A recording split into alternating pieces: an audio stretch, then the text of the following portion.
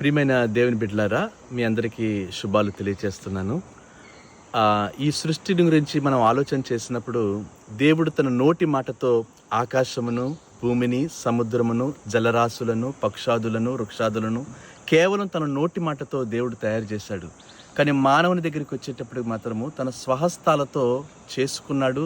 తన యొక్క చేతిలో ఒక మనుషుణ్ణి చెక్కుకున్నాడు.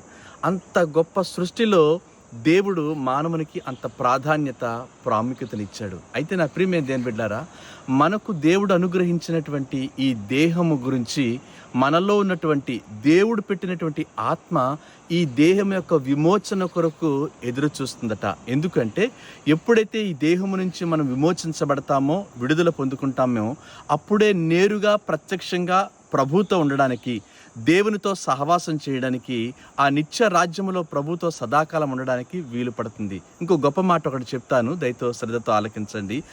మన యొక్క ఆత్మ మన శరీర యొక్క విమోచన కొరకు ఎలాగ ఎదురు చూస్తుందో, అలాగే కనిపిస్తున్నటువంటి అద్భుతమైనటువంటి సృష్టి, ఈ యొక్క గొప్ప యొక్క దేవుని యొక్క చేతి పని కూడా మన యొక్క ప్రత్యక్షత కొరకు, లేదా దేవుని కుమారుల యొక్క ప్రత్యక్షత కొరకు సృష్టి కూడా మిగుల అపేక్షతో ఉన్నదని బైబిల్లో రాయబడింది. అంటే ఏమిటో తెలిసిన, మనం అందరం కూడా మార్పు నొంది దేవుని బిడ్డలుగా మార్చబడి ఆయన సన్నిధిలో ఉండాలని మన ఆత్మ ఆశించడమే కాదు, కానీ ఈ సృష్టి కూడా, దేవుని స్వహస్తాలతో సృష్టించబడిన ఈ సృష్టి కూడా మిగుల అపేక్షతో ఉన్నదని పరిశుద్ధ గ్రంథములో స్పష్టంగా వ్రాయబడింది. ఈ సృష్టిని చూసినప్పుడు ఆలోచన వచ్చింది, ఏమో తెలిసిన, ఈ సృష్టి కూడా మన రక్షణ కొరకు, మన విమోచన కొరకు, మన విడుదల కొరకు ఆశ కలిగి ఎదురు చూస్తుందని తెలియచేస్తూ ఈ మాటలు ముగిస్తున్నాను. దేవుడి మాటలు దీవించును గాక. మీకు శుభాలు తెలియజేస్తున్నాను.